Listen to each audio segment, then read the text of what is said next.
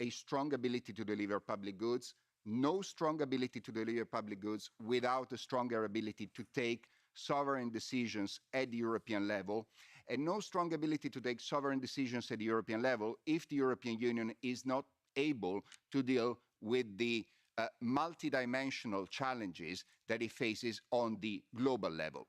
We all know the saying that foreign policy starts at home. That is clear. We cannot deliver a functioning foreign policy if we do not have the capacity to process and to take decisions.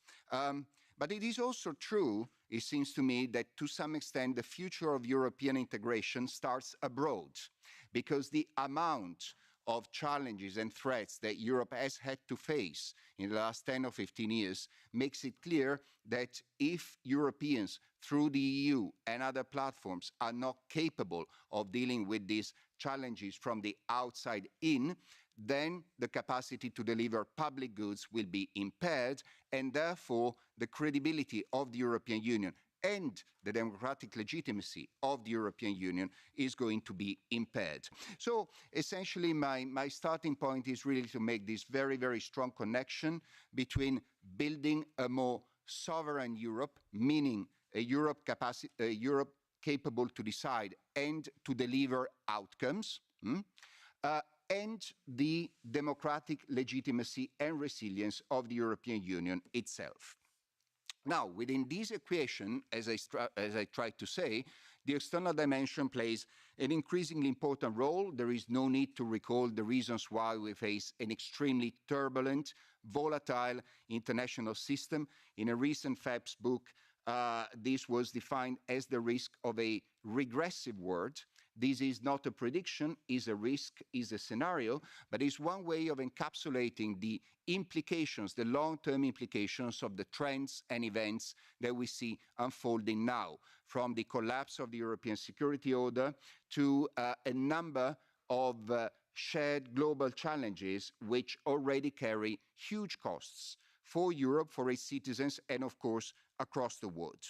So this strategic context calls clearly for a very integrated strategic approach at the European level. This is also the reason why it is important to put reforms about, for example, CFSP in context. Because yes, we can reform the decision-making of CFSP, and that is very important indeed, but that has to be part of a larger reform of the European Union at large and of external action, including stronger competencies, better decision-making procedures, and clearer objectives, including as formulated at treaty levels, because this is part of dealing not only with foreign and security policy challenges, but with a transformation that we see occurring at the global stage. One may say that if we are facing a poly-crisis, then the European Union needs to be a poly-power, able to operate in different ways on different issues with a different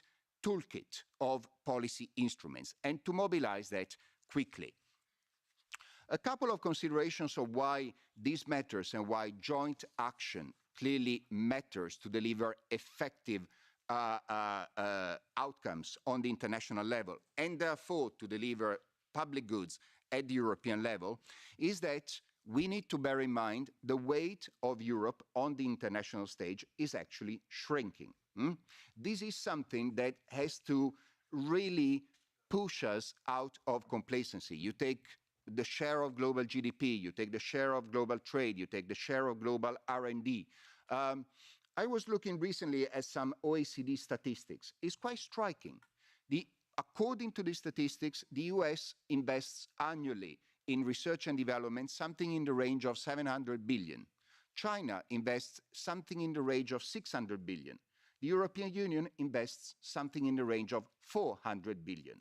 It's a lot of money, but it's a long way from the two leaders out there. And this is something that we can apply to various other parameters on the global stage. So it is imperative to work together to invest more and to invest better to deliver public goods. And we need the right institutional instruments to do so. Now, a slightly more upbeat way of making the same point is that there is a huge amount of untapped potential. If we have not been working sufficiently together and effectively enough together so far, albeit with significant progress, I would say, on various accounts on the last few years. It was mentioned, for example, the reaction to the crisis in Ukraine certainly saw some significant step forwards, but there is a lot of untapped potential that can be mobilized by doing more together and doing it better. How far can institutional reform help us in this direction, in particular when it comes to foreign and security policy? Well, my starting point there would be that we shouldn't ask institutions and institutional reform what they cannot deliver. Institutional reform cannot per se fix political problems and political divides in the area of foreign and security policy. If there are divisions downright across member states, it is not by institutional reforms that you will address them. It is a patient, permanent, daily job over the years, shaping a strategic culture, a stronger sense of responsibility for European defense, and the resources that are needed to take this responsibility. However, what we can ask institutional reform is not to lock in political problems. Institutional reforms may not be sufficient to address political problems and solve them, but they are necessary. And they are necessary to avoid that political problems are locked into inadequate decision-making procedures. And of course, here I'm thinking of the principle of unanimity that applies to CFSP, and I will say my final points on this. There is a lot of debate, of course, and it is an important debate. There are skeptical voices as to the need to extend unanimity to CFSP. It would expose divisions among member states.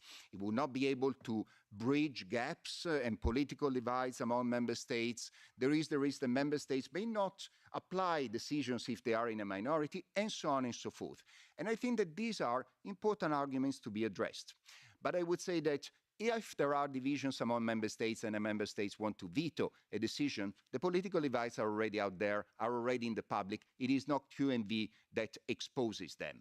Instead, QMV helps create political incentives to pave the way to convergence, to a compromise. And the key word in CFSP is, of course, not about imposing solutions on member states, not possible, not desirable, but it is about creating paths to convergence, and QMV is one. And the second purpose is, of course, preventing one or two countries from kidnapping joint positions. So QMV is best thought of as a veto prevention policy or a veto prevention mechanism. It is not about imposing the rule of a majority on a tiny minority. It is about preventing the instrumentalization of veto in a way that impairs not only an effective a common foreign security policy, but also a suitable implementation of what are constitutional principles of the European Union, the principle of loyal cooperation, for example, which are enshrined in the treaties and should be better implemented, including through some of the institutional reform that these reports that we're discussing today push forward. Thank you for your attention. Thank you very much for this important elaboration, especially also what institutional reforms can fix and what they can't. I think that is impossible. That is very important to highlight also in regarding to expectations, and that institutional reforms have to give a new vision also in the way how we work together as within the European Union, as you stretched it sort of as a way to more and better compromises and convergence. The next speaker on my list is Stéphane Collignon, also professor of economy, and I think when I read his name somewhere or hear it, I immediately think about economic governance. I don't know why. You are digitally connected, Stéphane, and I hope it all works, and you have the floor now. Yes, good morning. I'm glad that I can talk to you from Harvard, where I am at the moment. Sorry, I can't be there in presence.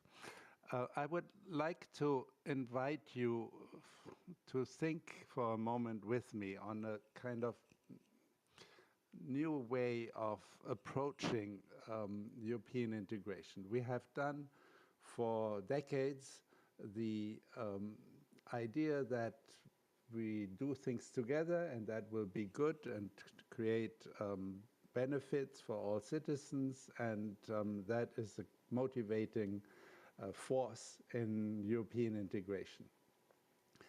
Unfortunately, today the debate is often about should we give up more up to the European level or not, and should we have more control, and this has been a block in many ways.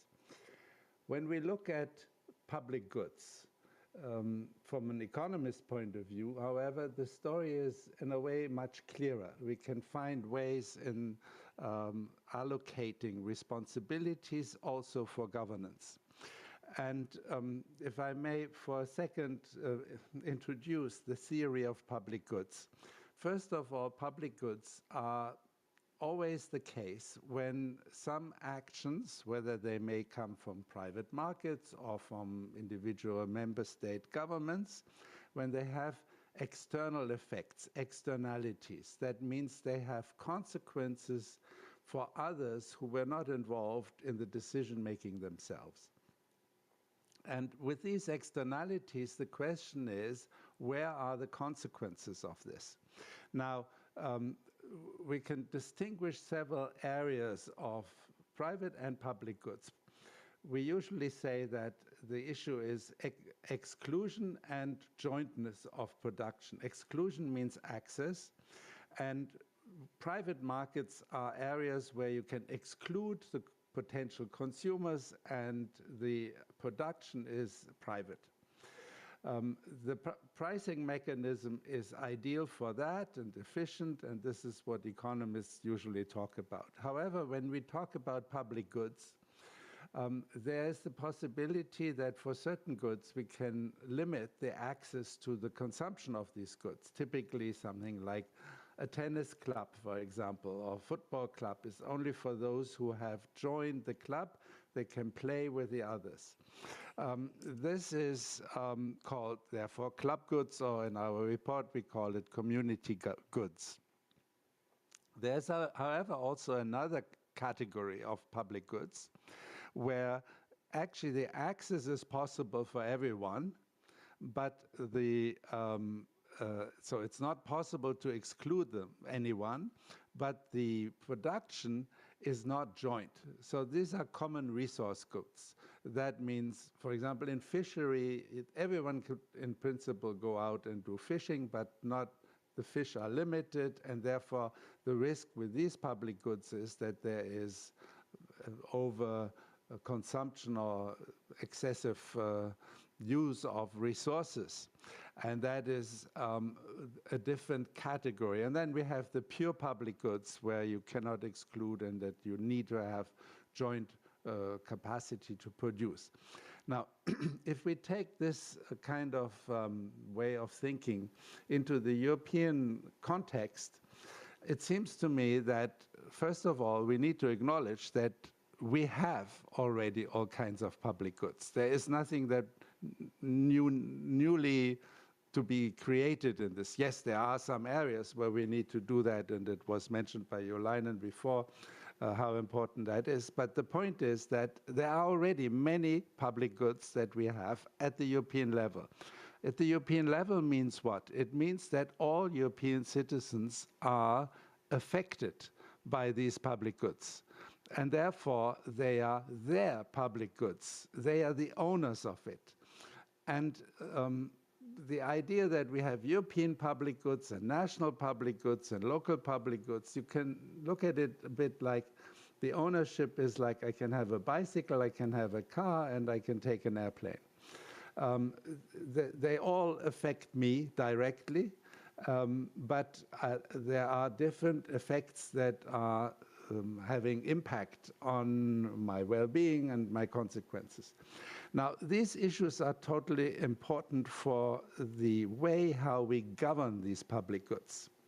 Because joint public goods, the club goods, are easily managed by agreement, because if you don't pay the fee for the club, then you are out and you can't have the benefit of it, so that creates an incentive for people to cooperate.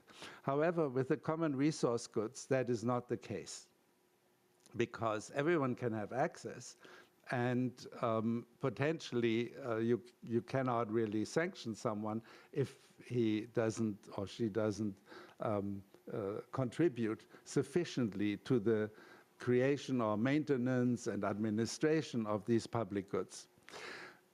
As a consequence, the governance of these public goods is different for these different public goods. What we have seen in the European Union over the last half century or more is that in terms of club goods, things have advanced enormously. But what we have specifically, since we have had a common currency, which is a hard budget constraint, which makes it much more difficult to exclude someone, or we have to cooperate in order to maintain the right policies that support the common currency. For that, you need much stronger forms of governance. And in addition to that, there's a time perspective. Some things can be done by rules for hard constraints, so that you can set up rules so that even the common resource goods would be managed efficiently. But there are other areas where that is not the case, where you actually need discretion and you need flexibility in assessment. Pandemic is an example, and other things. So if we look at the governance of these public goods, what comes out of it is that what we have in terms of club goods can easily be maintained by the intergovernmental mode of cooperation that we have established in our present institutions.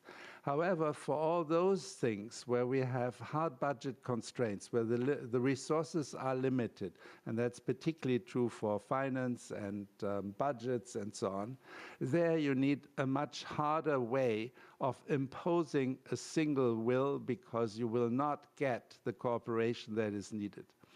I think this distinction is absolutely crucial for understanding what's going on in Europe, and it is explaining us why we have so much more difficulties nowadays in several policy areas that we didn't have in earlier years. Now, if that is the case, and we need to have more centralized decision-making for these particular targeted public goods, then the question is, who is deciding it? That raises the issue of democratic legitimacy. It raises the issue of how can the owners of these public goods actually exercise their choices, their votes, their common decision-making mechanisms. And that is an issue for democracy, which would mean that for those public goods, and particularly the common resource good management, we need much stronger institutions of democracy. We need, therefore, some kind of control in the common interest. And I think that can only come through representation in the European Parliament and a much stronger centralized decision-making mechanism for those things. This is the basic theory of European public goods. I've written a lot about that, but maybe we can stop at this moment here and discuss some implications later on. Vielen Dank. Thank you very much. I don't know if you can hear the applause. Thank you very much, Stéphane Collignon, and for your dedication for the subjects. And we know that it's the middle of the night in Harvard where you are, so we appreciate it even more. And linking the question of public goods and democracy and developing this link for us in the debate is very important. The next speaker, before we go then in a debate with you all, is Dominic Ruiz de Vesa. Everyone here in the European Parliament knows him because he is our S&D AFCO coordinator. He is a member in CULT and AFCO, and was also a member of our delegation on the conference on the future of Europe. And you mentioned already electoral law. It was floating through the room, and I think this is one of your priorities you are working on also. But my question is here, sort of also from your point of view, which core treaty changes do you think are needed here when we reflect, as we have been or have done it with the other speakers, on public goods that especially can only be delivered on European level? You have the floor, Dominic. Thanks a lot, dear Gabi, for the kind introduction and for your excellent work as representing our group in this, probably I think the most important file of the legislature, because this is the first time in 14 years, right, since the entry into force of the Lisbon Treaty, that there is a first attempt to reform the treaty. So this is really historic without exaggeration. And also, of course, thanks to FEPS and Maria Joao for having provided this important background study that I know was feeding into Gabi's efforts during the entire process, 1 year of working on this, as I said, very important file. And I'm very happy to be here also with the experts, with Giovanni, Jo Leinen, my predecessor as AFCO coordinator, but also my predecessor as president of the Union of European Federalists. And Mercedes Bresso is there, also predecessor as AFCO coordinator and president of the Union of European Federalists. So I guess there is no coincidence that there are always lots of federalists in the AFCO committee. No? Now, I think it has already been said why we need to reform the Union also from the institutional perspective. But just to summarize, in two key concepts, the need for more Europe and the need for better Europe. This was coming from the Conference on the Future of Europe very clearly. There was a demand, including from the citizens, to have a European Union that is more able to act, as it has been said also, in different policy fields. Climate, very importantly, was mentioned, but also health, which obviously in the context of the conference development that makes sense. And as you know, we don't have a shared competency in the domain of public health. But also in the field of education, there was a demand by the conference regarding the need to provide minimum standards of knowledge about the EU in all member states. So this was, in my interpretation, also calling for a shared competence in education, not in the entire, of course, EU curriculum, but in the entire curriculum, but in the field of European citizenship. Those are some examples of more Europe. We could also think of digital, of course. And then we have the second leg of Better Europe. And there was also a call from the conference on Better Europe. And Better Europe, by Better Europe, I mean more efficient in the decision-making process and more democratic in the decision-making process. And that requires, obviously, overcoming unanimity in the Council, but also, which unanimity is neither efficient nor democratic. I mean, of course, if everyone in the room here is in agreement to change the colors of the wall, that's perfect. But if only one person is in disagreement, that's really not very democratic, no? Democracy is the rule of the majority. So unanimity, welcome, but nice to have. But if we don't have it, okay, it's more democratic to have the majority decide and not one decides, no? But also more democracy from the side of the role of the European Parliament. The European Parliament still doesn't have the power to initiate legislation, as you know, doesn't have the power to co-decide with Council on very, very important matters like debt, taxation, and own resources. And this is really a problem that we had for many years, but it is becoming more acute. Why is becoming more acute? because of the recovery plan in particular. The recovery plan has established for the first time what is in fact federal debt. I say for the first time because in the past there has been some debt issuances, but only to finance loans. But this is the first time that we have issued debt to finance transfers. So, but the Parliament plays no role in the decision to issue the debt. Only the Council has that power.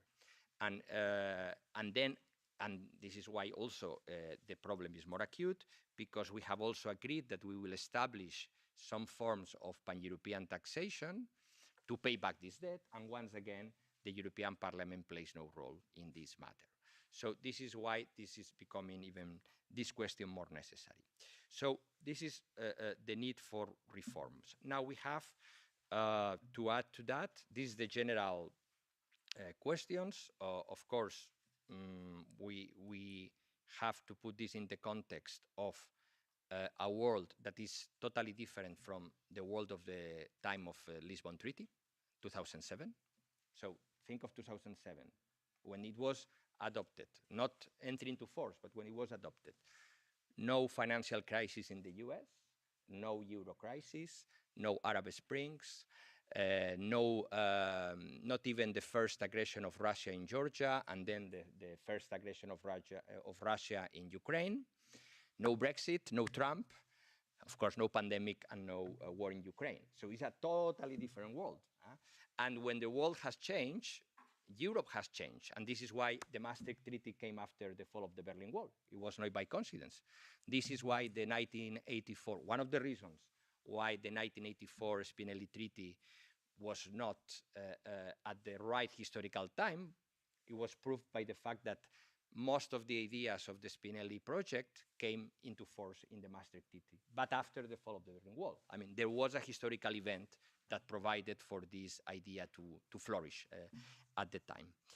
But then we have another factor that makes reform of the Union, also from the institutional dimension, unavoidable, which is the war in Ukraine and the relaunch of enlargement. Enlargement had been paralyzed since the last accession of Croatia 10 years ago, or 11 years ago, and no one was thinking about that. And the Western Balkans appear to be forever in a waiting room. But all of a sudden, with this war, of course, there is a moral and geopolitical necessity to relaunch enlargement, and obviously it cannot be only for Ukraine. So now we're looking to a union of potentially 36 member states, which means ceteris paribus, as the economists like to say, 36 national vetoes in foreign policy, in taxation, right? 36 commissioners. 36 commissioners, we have to become even more creative in inventing portfolios for commissioners, right? Ceteris paribus. And of course, the size of the parliament, an ever-increasing parliament, or we have a parliament of 750 for 36 member states, so a lot to discuss there. Now, so I think the case that we're making, and I'm sure it will pass next week from the parliament, I think it's very clear. However, and with this I finish, we have a big danger here. And the big danger is that there are many, particularly in the conservative, in the think tanks, and particularly conservative experts, that have been saying for a long time, we don't need to change the treaty. We can do everything within the Lisbon Treaty, no? And now that we have enlargement, they say, yeah, now we have to do the reforms. Yes, of course, now we have to do the reforms. But we don't need to change the treaties to do the reforms. And this is already circulating strongly. Be careful, huh? Watch out, because they are going to say that we write about the reforms, but not write about the treaty change.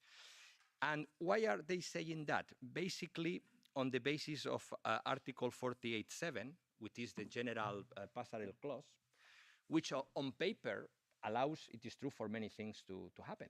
For instance, you could switch to qualified majority voting in the Council, and you can even switch to ordinary legislative procedure, also using the passerelles, also in order to say, don't worry, Parliament, you also can get what you want.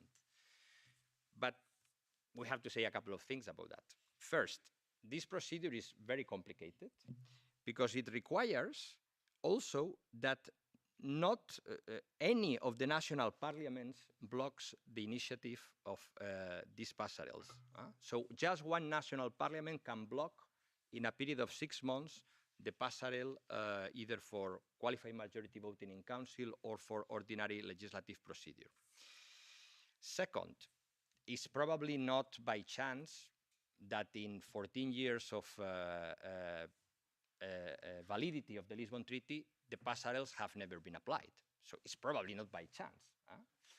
And as I tell, because these conservative experts are very much in tune with some member states in the Council, we have to also say that the proof is in the pudding. I mean, if they really think we don't need to change the treaty, why they haven't used this time to activate at least one passerelle? Not all of them, but one. I don't know, sanctions for foreign policy, or an easy one, quote unquote. No, but not even one. Not even one. Second, even if you think you can use 48.7, there are things that you cannot do with 48.7, and this is also important.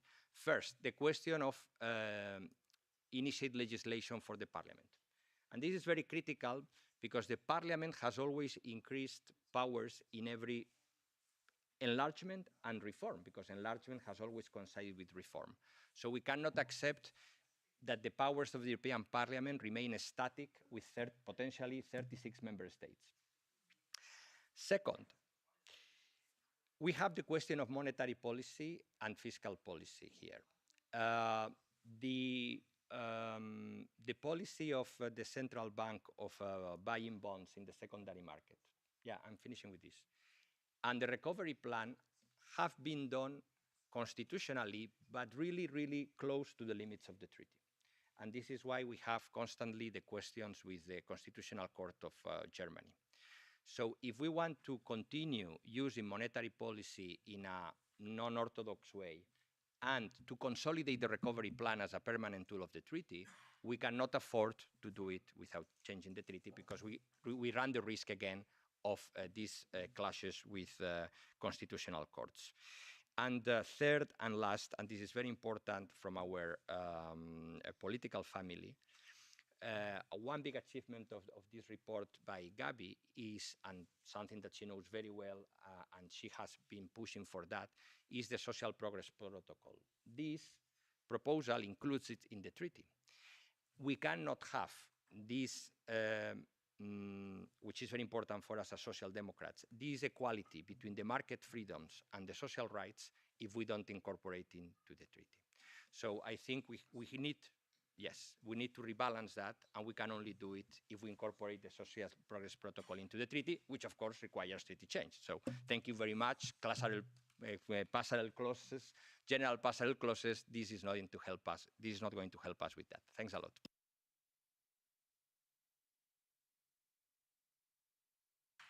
Thank you very much. So you had a firework of proposals, ideas from theoretical approach to deliver this focus on common goods, to architecture, institutional affairs, and their link to policies. But this is now your opportunity to come in with comments, questions to our distinguished speakers, something you did find especially interesting here. Who is going to break the ice in the first panel for that? And I think while we are waiting for the audience to come, but I must say that the panelists can also enter in dialogue between each other, okay? And I'm one of them, so that's why I'm coming with 2 or 3 questions. I have a question to you, because you are the living memory of different phases of building up the European project. And when you go back to your experience with the conventions, my question for you is, what do you feel is changing on the way European democracy should work, in the representative side, but also in the participatory side? What is your feeling about this? Yeah, very well. And then Question, yeah. I have question for Giovanni to give you the chance to elaborate on a very important distinction of two words which are floating around, which one is European sovereignty, another one is strategic autonomy. How do you make the difference? Very So- interesting questions where you could do a whole seminar about, but I think you is the first to answer his question.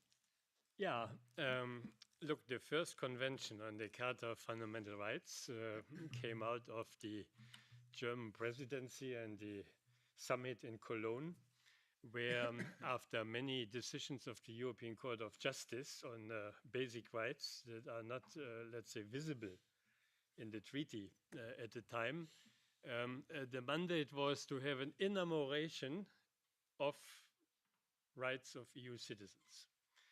And it looked rather technical. So there was not big attention. Yeah, we had all the parliaments, all the governments and the commission, but we had no civil society. While the courts have been a bit observing what we are doing, but there was not really a public awareness and debate. And then enumerating the rights that are in the treaties and what all member states have accepted as international conventions. We quickly came to a dynamic saying, look, this cannot be just a list, it has a concept. And then you see what the outcome was. Exciting insight dynamic of those who participated.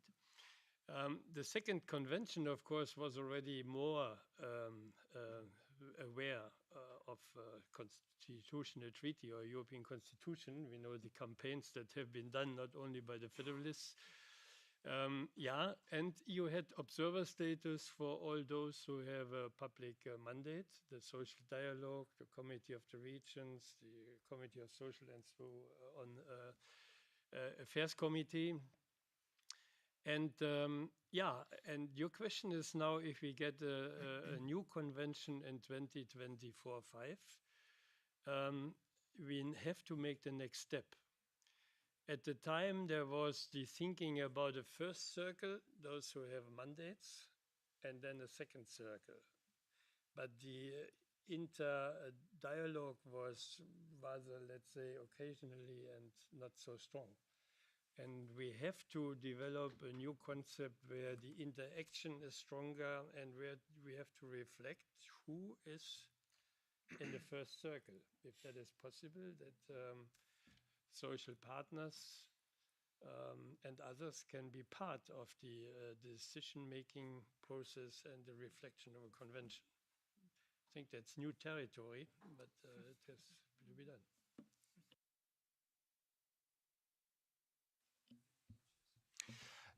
Thank you very much for this question. I had to be a little brief perhaps on this point as I made my opening remarks. We didn't have so much time, but I take this opportunity because I think it should be clear that when we speak of European sovereignty and how institutional reforms can help bring about European sovereignty, we're not speaking of a legal or legalistic definition of sovereignty as the ultimate constitutional authority over a given territory. That remains, needless to say, with member states.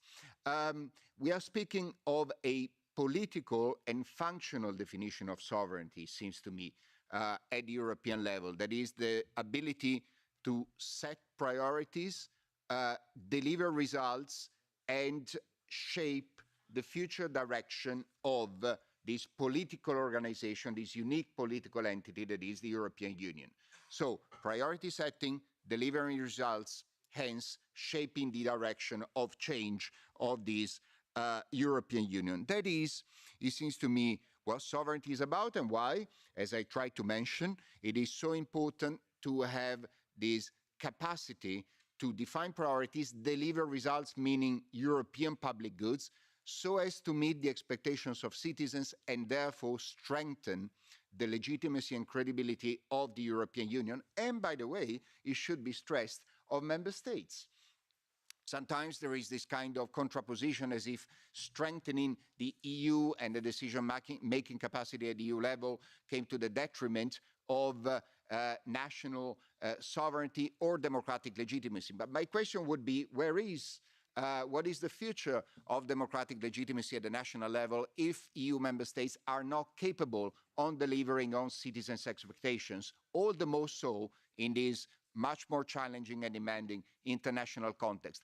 I don't think that national sovereignty and national democratic legitimacy has a particularly bright future in the medium and long term if we do not strengthen sovereignty and democratic legitimacy at the European level. It's not a zero-sum game, it's not an either-or, it is actually about a mutually reinforcing process of establishing decision-making authority at the European level for Europeans to be for member states to be better able to exercise their own national sovereignty in more effective ways.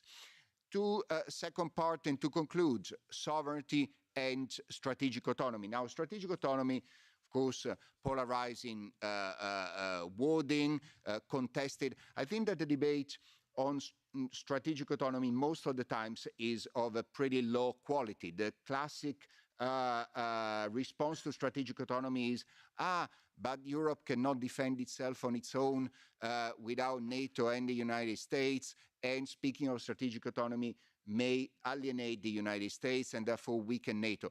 Now, of course, it is a matter, of course, that NATO is central and foundational to European security, and the transatlantic partnership is also foundational to a number of things that we want to achieve, if possible, together. However, strategic autonomy is simply about autonomous, the ability to give yourself your own rules. And this should not be beyond the scope of ambition of a political entity representing 450 million people like the European Union, to ability to give yourself your own rules in ways that are not defined by others. That is primarily a political notion. And as such, I think that it should be understood as a sort of twin notion or an enabling condition for a proper understanding of European sovereignty. Now, of course, there is also a resource dimension. There is a material dimension. And of course, an understanding of strategic autonomy with a view to achieving European sovereignty entails that we need to pool our capabilities. Of course, in the defense and military field, of course, in research and innovation, of course, in industrial policies. Does that mean weakening the transatlantic partnership? To be honest, I don't see a possible reason why that should or would be the case. Does it mean working alone, walking alone on the global stage? I don't see a reason why that should be the case. It means equipping and empowering the European Union to be a stronger actor on the world stage and a much stronger partner to the United States. In fact, I would conclude by turning the argument around, and I would say that a less sovereign and autonomous Europe is also a less transatlantic Europe over time, because the strength and reliability of the European Union as a partner in the transatlantic framework depends on the cohesion of the European Union and ability to deliver results that meet the citizens' needs and therefore contributes to the legitimacy of the European Union. If, from a transatlantic standpoint, we want a strong transatlantic partnership, we need a strong and more sovereign European Union. That would be my case. That's a strong argument, but I also heard that Stefan wants to come back into the debate. You have the floor. Thank you. When you take the theory of public goods seriously, it has an answer for sovereignty. It is the ownership of public goods. And the ownership of public goods is clearly distinguished by the externalities. Externalities are the effects that we impose on others by our own individual actions. So in a way, the way we have the European Union today is kind of a bit perverse, in the sense that those who are creating the externalities are also saying we are not giving away the sovereignty for citizens to decide how the externality created by others should be managed. What I'm suggesting really is to rethink our way of allocating responsibilities. Today, we have, let's say, if you take an apple, you can slice the apple vertically. So you get lots of slices, and that's what we have in Europe. Every level, the local, the national, the European level, have a word to say about what should happen. Or you say, well, the responsibilities are allocated to the level at which externalities exist. So if there are externalities that exist at the national level, that's the task for national governments. If you have externalities that happen for all European citizens across the board, then that is clearly a matter for European sovereignty. And so European sovereignty therefore means I own these public goods as an individual citizen, just as I own the public good on a national level. And on the other hand, it means also that I have a right to elect and decide a government and representatives who are running and managing and administrating these public goods. Thank you. Thank you very much. And now I have 3 people asking for the floor. Go ahead. Yeah, thank you very much. My name is Marco Schwarz. I work for the Friedrich Ebert Foundation's EU office here in Brussels. And I would like to address again this elephant in the room. Dominic mentioned that for me the convention we would need to implement all these really interesting and important proposals you make in the paper. But we know last time we had a convention with, I guess it was 15 member states and observers. This time we will have a convention with 27 member states. We will have also observers from candidate countries. And then we should take into account the conference on the future of Europe. So we might need also additional citizens panels and so on, which of course strengthens the democratic approach. But you know that it makes things much more complicated than 20 years ago.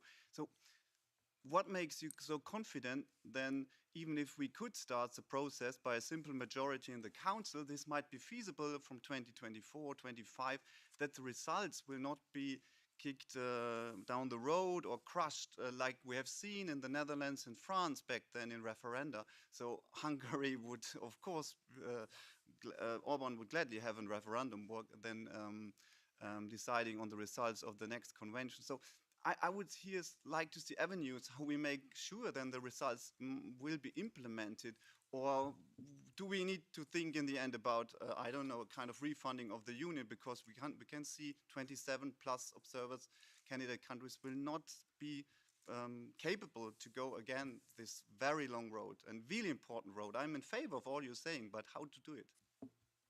We will first collect some questions and then you will get some answers. I am also tempted to reply to that, but I think my colleagues too. It's your turn now, your question.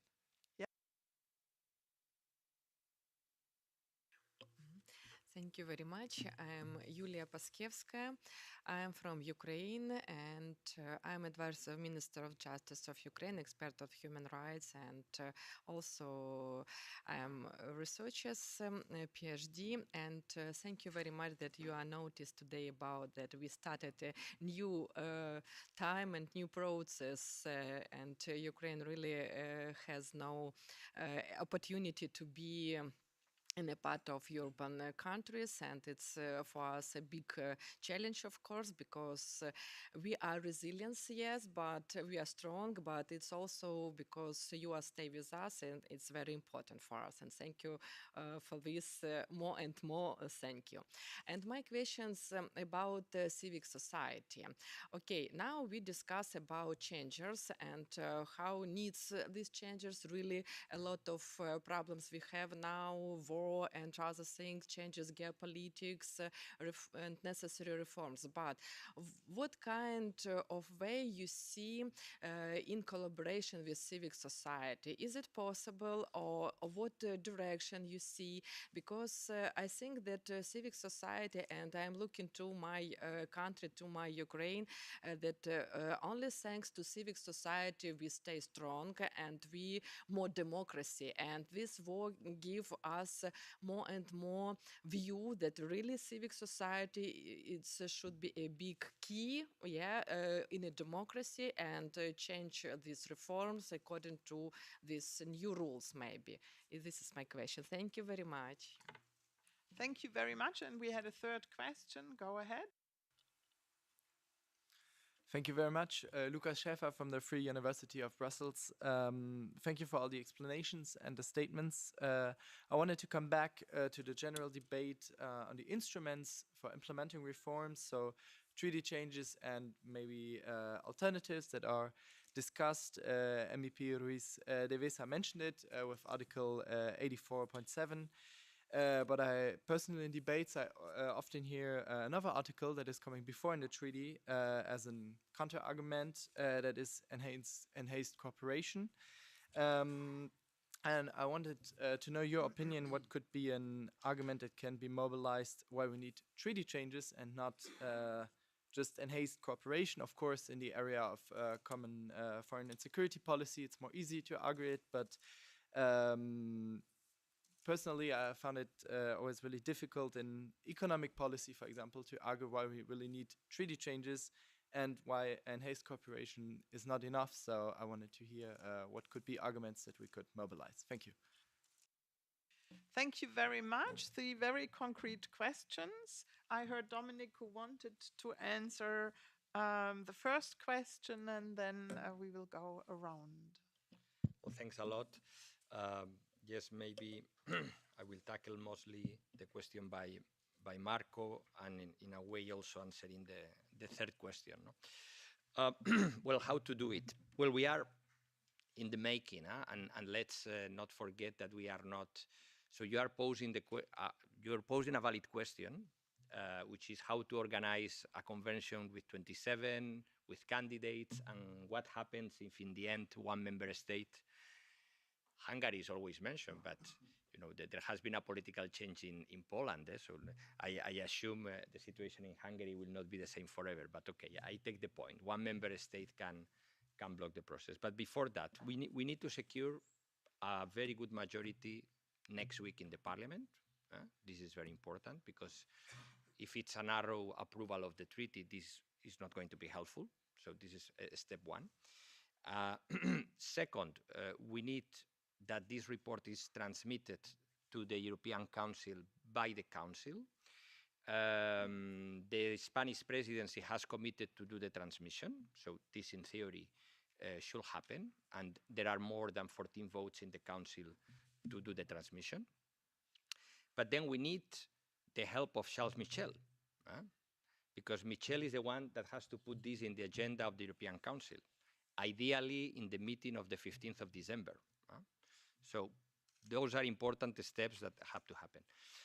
Once we have that, we need to have the majority in the European Council. I expect that the discussion could start on the 15th of December if it's put in the agenda, and before the European elections under the Belgian presidency, a decision is made, hopefully a positive decision. After we have done all that, which is a lot of work and a lot of political difficulties, we cannot take anything of this for granted. I think, yes, the convention will take time. We need to have all these actors in the game, but this is a medium-term process. We are aware of that, but we have to launch it as soon as possible. This is why I'm aiming for the 15th of December for this, and not to wait for everything for the Belgian presidency. The same way that enlargement will take time. So we will not have a union of 36 overnight, but we need to launch these processes in parallel, hand in hand, and as soon as possible. And then on the question of one member state blocking the whole thing at the end of the process, yes. But then is when, and this I link and I finish with that, with the question, the third question, when that happens is the moment to consider alternative ways of differentiated integration. That's the moment where the dilemma should be posed, because then that member state has to make a decision. Do you want to be with everyone else, or you want to be in a category of one? This is the moment to, I think, to face this dilemma, I will say. I totally agree, by the way, with the comments from the Ukrainian colleague on the role of civil society. And one thing to do there is to establish as soon as possible the European Movement Organization in Ukraine. Thank you. Before I give over to you, who already is ready for that, I also wanted to come back to this question. Is it too complex with 27 member states to organize a convention? And I would say that not only, as Dominic said, the world is different to the Lisbon Treaty in terms of challenges, but the world is also different because we have elaborated new ways of working.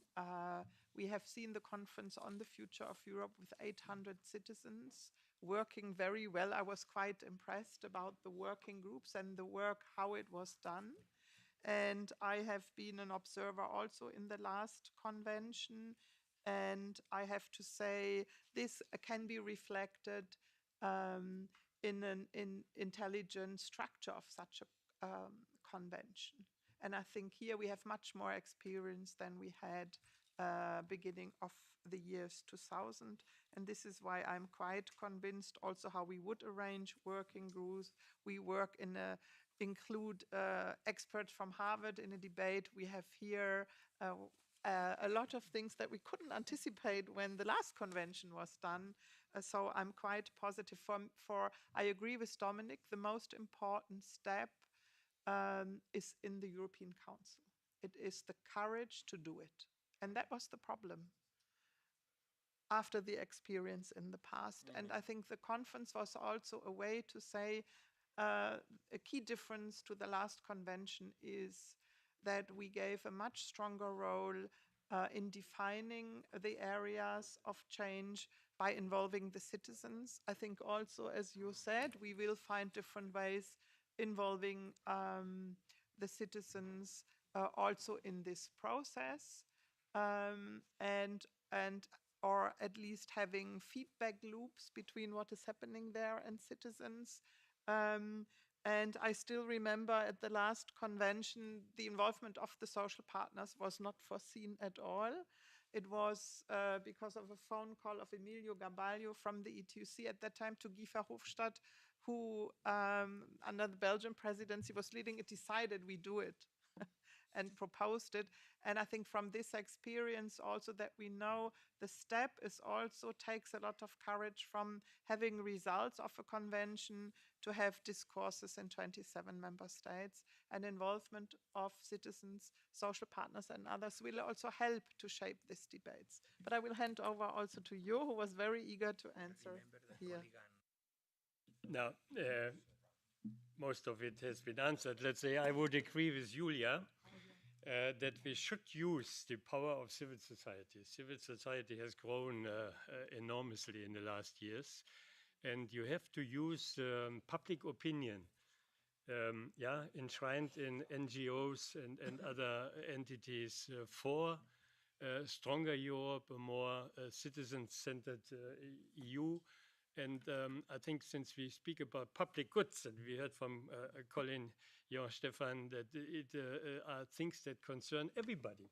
So I think there is a good case to empower civil society before and around the next convention. And then I agree with you, Gabi, that an intelligent structure is able to have a bigger forum, and maybe we have to think about the first circle and the second circle and how the feedback and the interaction can be done. Let's say if the second circle, whatever component it is, has an opinion, that the first circle has to reply and not only put it in the waste bin. Such things can work.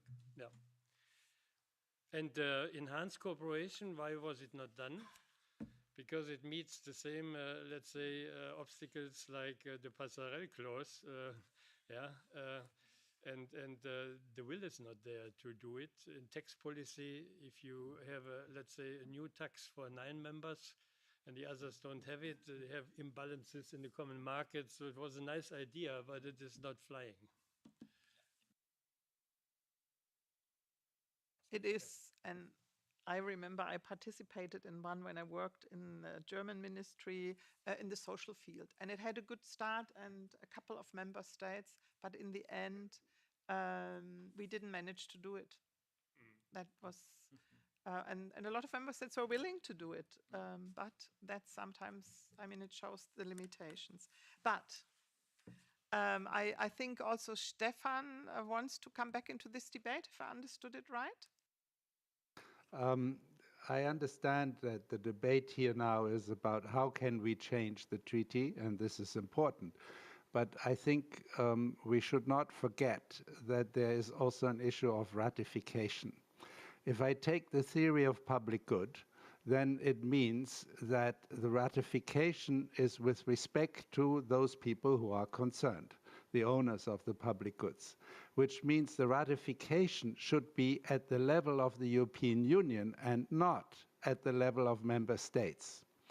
I think it is important to insist on that, especially after the disaster we had with the Treaty on European Constitution last time, when two member states, France and the Netherlands, voted against and killed the project, while actually the total number of votes and electors having expressed themselves, including Spain and Ireland and Luxembourg, and I don't know who else was involved with it at the time, the total number of votes was in positive, was for accepting of the constitutional treaty. So the point here is that it should really be a referendum at the European level, taking all member states, all votes together from all member states.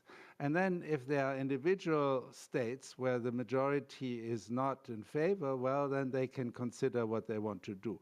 It might be of interest to remember that the German constitution, which nowadays everyone seems to accept, was rejected by Bavaria, and Bavaria joined the Federal Republic of Germany despite having rejected the initially the constitution.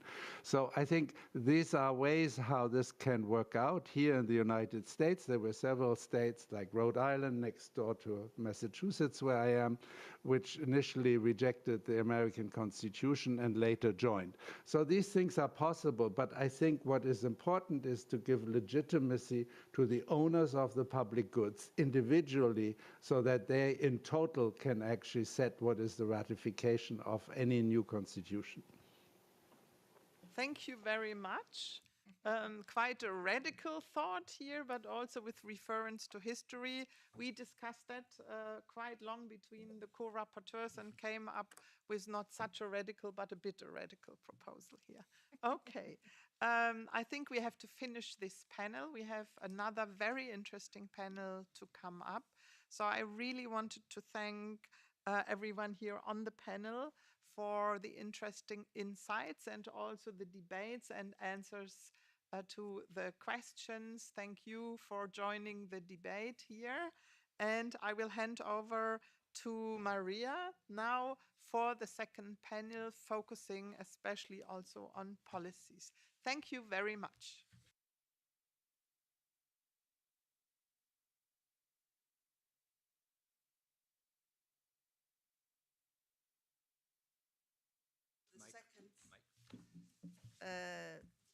We are moving right away to the second panel of this symposium.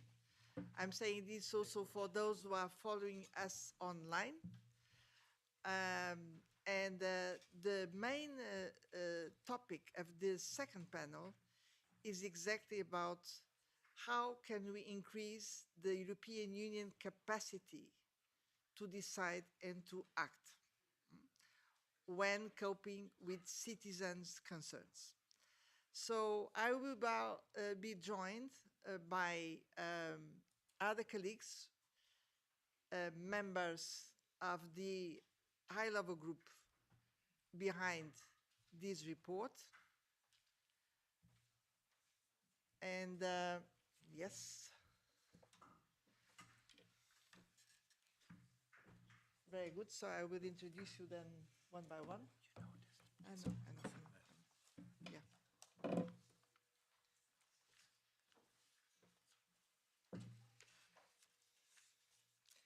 And so let me start by this very simple idea.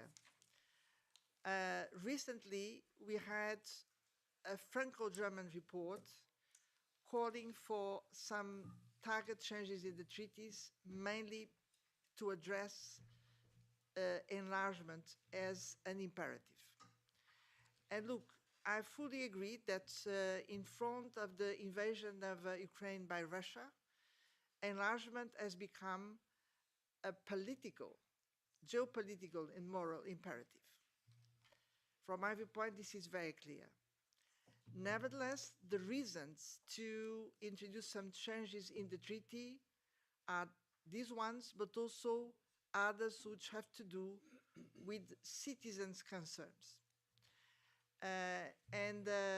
Our approach was exactly a systematic one to identify which are the new European public goods we should be able to deliver in order to meet citizens' concerns. At the heart of this approach, we have a very simple idea, is that European public goods are necessary to answer to the requests coming from citizens, but these European public goods should also be shaped democratically by European citizens. And this should be the basis of European sovereignty for the next phase of the European project. So this is at the heart of this report. And that's why now we are going to concrete examples of European policies. And we will, first of all, focus on those who have to do with our way of life when it comes the digital transformation, the green transition, the social dimension of our lives, but also the implications of the health policy, particularly after the pandemic's experience. And in all these areas, I will ask our experts to tell us more about which should be the new European public goods to be delivered, and with which means regarding the way to finance these European public goods, and how can we better decide and implement these European public goods. Well, we have conducted quite thorough legal work to show that in several cases, we need in fact to upgrade the competences of the European Union. Example, if we speak about issues of security, not only defense, but food security, cyber security, we need to move to upper level of European competences.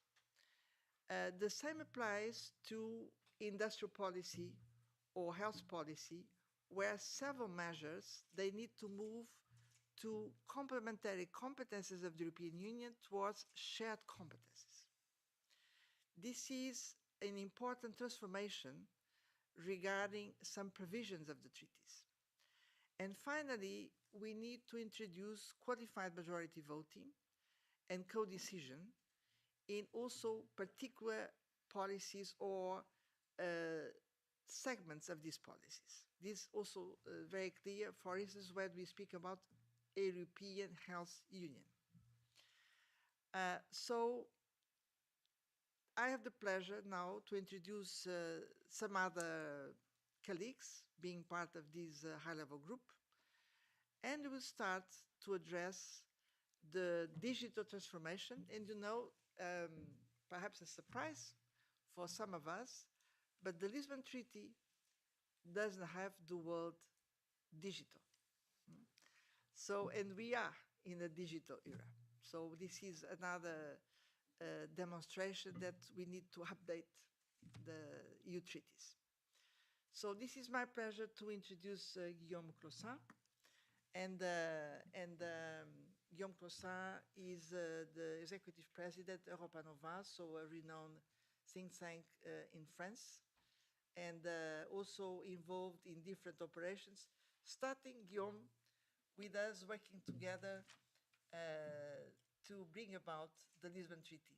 I can never forget the moment you visit me in Lisbon, coming from the French presidency, and you told me, Maria, this time we can overcome the disaster we had in France and rescue a big part of the constitutional treaty.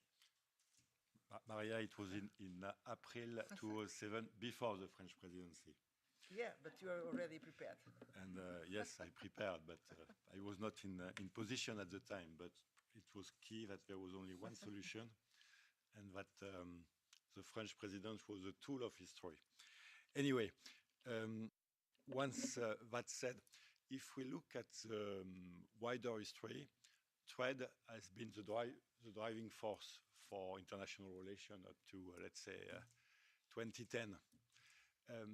But if we think about the past 10 years, it was not anymore trade which was the driving force, but geopolitics. And behind geopolitics, there is technology and technological leadership. And behind technological leadership, there is digital, platform, and AI. Trade is an EU exclusive competence. Digital is nowhere. But at the same time, as you said 20 years ago, digital was not a topic. We were at the beginning of internet, and nobody understood that there was a long-term revolution with something which was completely unexpected, which is that these new digital technologies, which include internet, platform, AI, blockchain, digital quantum, etc., were going to make disappear frontiers, geographical frontier, and in some years, linguistic frontier. And from that, it's a huge revolution, but it's also a revolution of our way of thinking. Because this technology allows us to go beyond what was a major difficulty for the European development, which were linguistic and geographical frontier. And they can allow us to think completely differently the production of public and common goods. And this is a revolution. And so the question for Europe, which was the last 500 years at the eve of innovation, is are we going to leverage this technology to go on innovating and inventing the next step of democracy and the next step of power, or are we abandoning the game? So what we propose in this report is to make digital policy a shared competence. And with regard to the objective of autonomy, I will not speak about strategic autonomy, but as Giovanni said, autonomy is our capacity to decide and to define our rules. We consider that we should consider this aspect as an exclusive competence of the EU. So that's a very strong proposal that we are making now. So, of course, which is important to understand is digital technology are transforming all our realities in social life, in economic life, in political life, in geopolitical life. And up to now, what we did do was only regulating. We use the internal market to regulate this technology. And I know well this topic because I prepared the report which paves the way to the DSA and the DMA. But the idea now is to have a systemic approach and being able to leverage this technology to transform Europe and to produce differently existing or new public goods. That's the challenge we have. What are the specificities of digital technology? So they kill traditional frontier, they kill linguistic frontier. Second, all activities of our society can be radically transformed and very quickly. Third, there is a need of critical mass and of critical size for data in order to leverage the potential of AI. And you know that this is the topic of the year and the topic of the decade.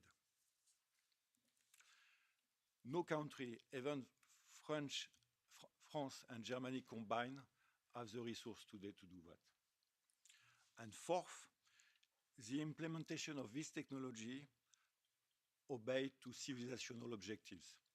If we think about China, it's the implementation of society of surveillance. If we think about the US, it's a civilization of maximization of economic value and extraterritorial influence. And for Europe, the question is, what kind of objective we want behind? And for me, they are very clear. We want a human and citizen-centric society, and we want the production of public goods. So clearly, that's split for a European competence with regard to digital technology. What could we do with digital technology? I just want to give you some very quick example.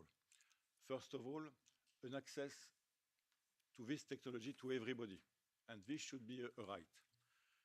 Second of all, we should plead for a right to a safe and cyber-secure environment. Third, we should plead for citizen data sovereignty. Fourth, we could consider the development of a multinational, multilingual European public space. This is now possible. Fourth, if we think about health, we could consider of a right to have a very high biological diagnosis for everybody because technology allow it, etc. So you see there are many potential for this technology to invent new rights, to create public goods. And if we don't decide to leverage them now, nobody will do it for us. What we see is India, China, the US have digital platform strategy, and we have not. And we have not because there is no digital single market and because we have no ambition. But without platform, because platforms are driving the economy, we will not be independent in terms of economy and development. So now it's time to go ahead, and I think it's time to consider digital technology as a new chapter of the treaty.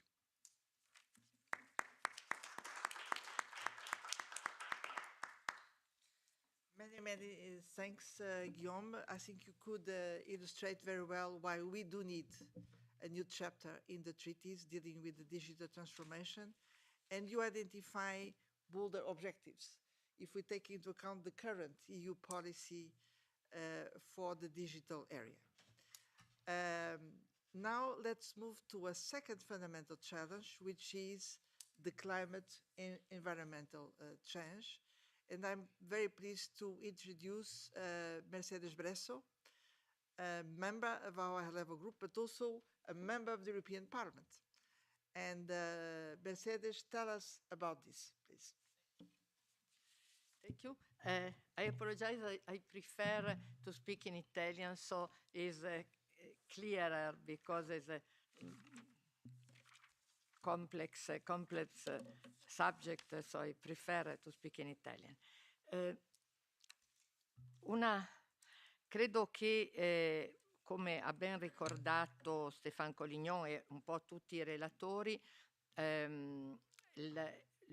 il ruolo importante di questo rapporto a cui abbiamo tutti lavorato. Io allora non ero ridiventata parlamentare europeo e quindi abbiamo lavorato per i nostri relatori sulla riforma dei trattati. È stato questo del rovesciare un po' la maniera di spiegare come si possono suddividere le competenze usando il tema dei beni pubblici che per i cittadini penso sia intuitivamente più chiaro, cioè spiegare che i beni pubblici, quelli che devono essere forniti, che non possono essere forniti dal settore privato, che devono essere forniti dalle amministrazioni pubbliche essenzialmente, non possono però essere forniti se non da chi è in grado di farlo al livello adeguato.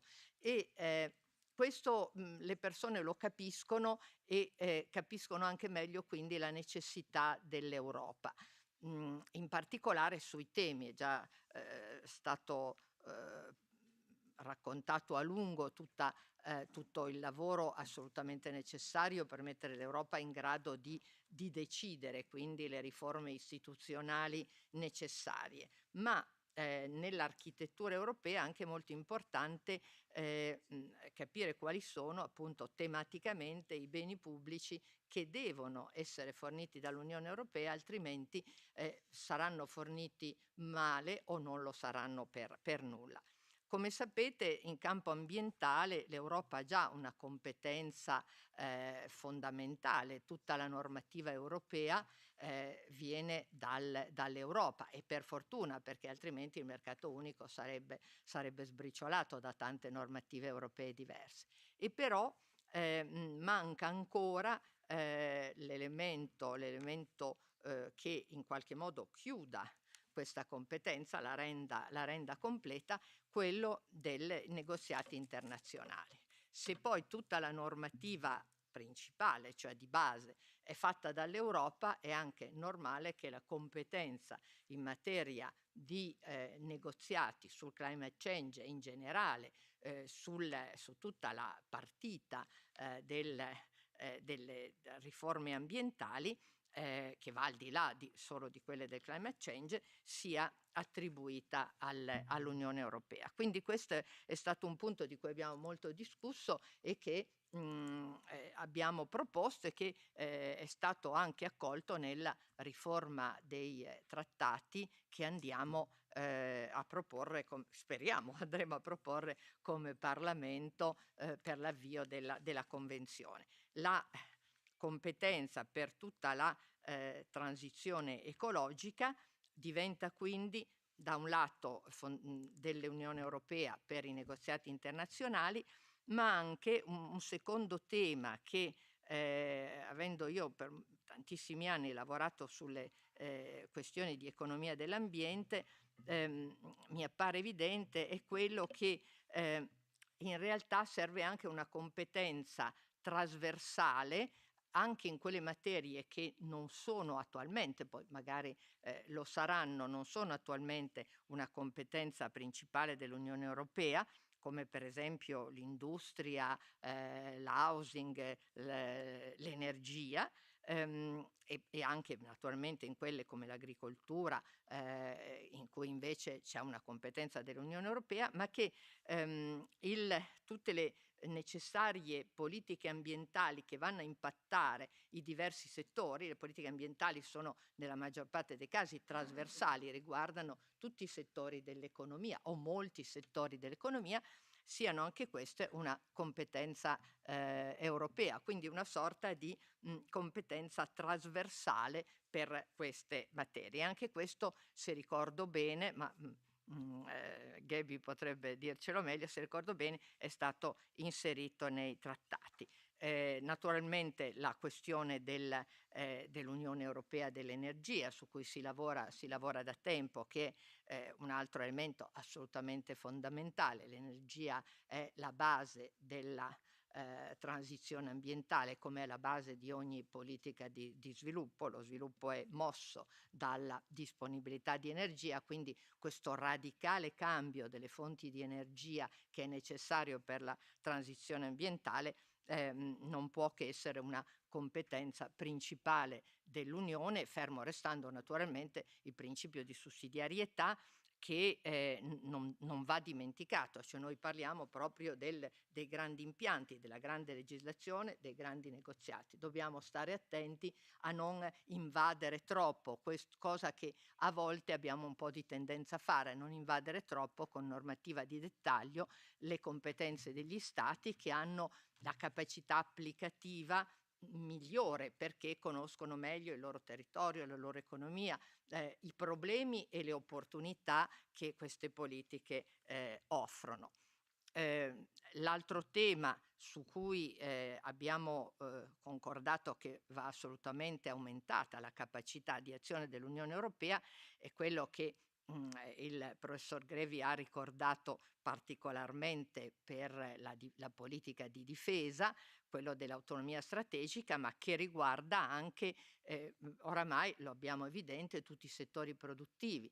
L'Europa è un mercato aperto e quindi non pensa a politiche di tipo autarchico, ma però deve stare attenta, perché lo abbiamo verificato con la crisi ucraina e la guerra in Ucraina, e lo stiamo verificando anche adesso perché la guerra Israele-Hamas sta di nuovo modificando il mercato delle fonti di energia. Speriamo solo per un periodo, in futuro noi speriamo di non dover più contare sulle fonti fossili, quindi non più dipendere da una parte specifica del mondo per il suo approvvigionamento, almeno per la maggior parte dell'approvvigionamento.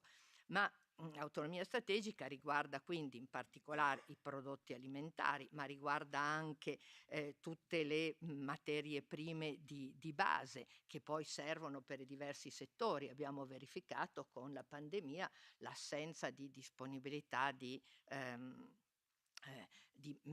delle produzioni di base, dall'acciaio alle basi per le medicine che consentono poi di sviluppare tutta la produzione. Quindi tutto il tema dei raw materials, eccetera, tutto il tema, diciamo, dell'autonomia strategica in campo economico, che è di nuovo molto, molto importante. Della transizione digitale abbiamo parlato.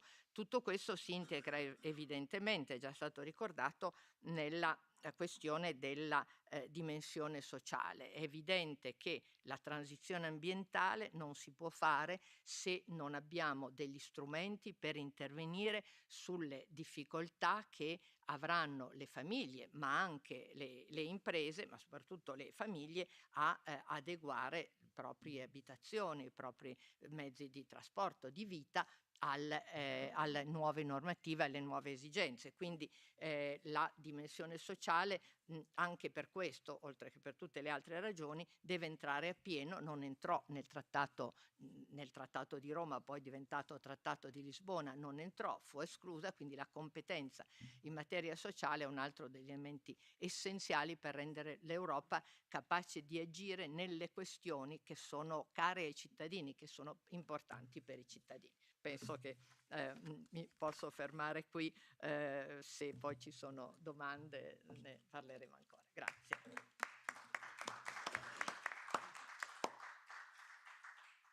Grazie mille. So now we are exactly moving, you passed the word, to the social policy.